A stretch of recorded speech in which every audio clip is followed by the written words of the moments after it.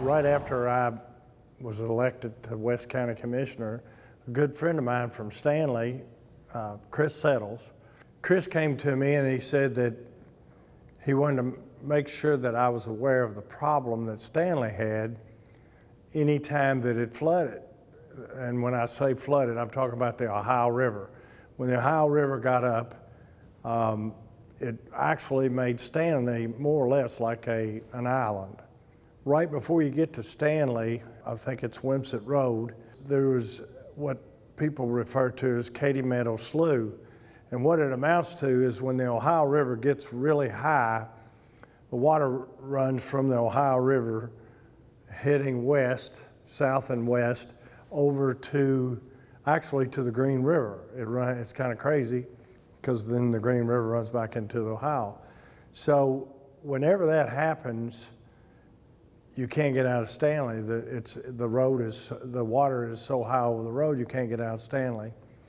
And they have the same problem over on the west side of Stanley. So basically they're on an island. He started telling me a story about a '97 flood. His wife was pregnant with Kelsey.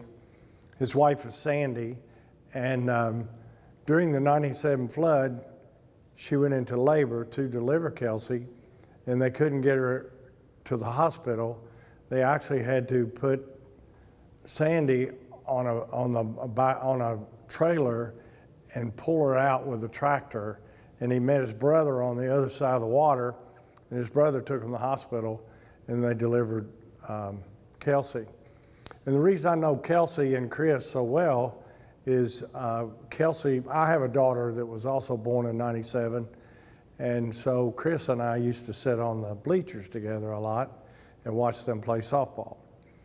So we began the process. I think the first action that we took, there's a list of priorities for the community that each year we give to our state government, state legislation.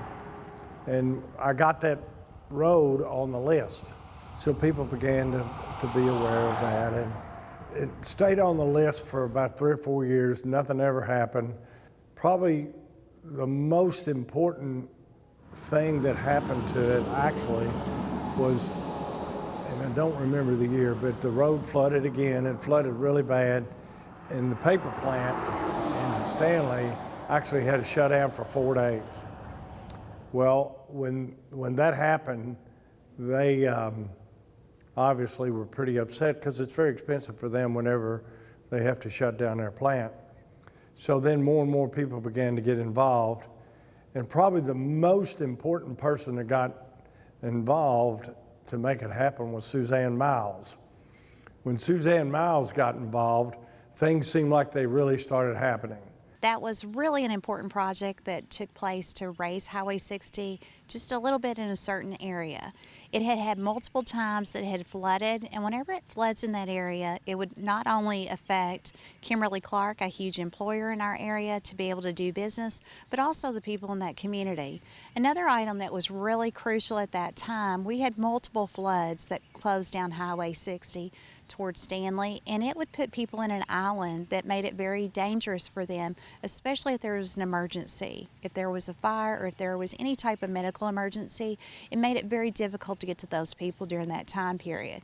Highway 60 was raised, not a tremendous amount, but just enough to make sure that we got it out of the floodplain. It is another one of the great projects that the Fiscal Court and Judge Al Manningly with their team, especially George Wathen, worked really hard on that too, to pay attention to what was taking place to make sure that we kept those people safe and got that road raised. A lot of times people forget there are some projects that are not very large projects, but are very crucial and detrimental to our community. And this is one of those great projects out on Highway 60 close to Stanley.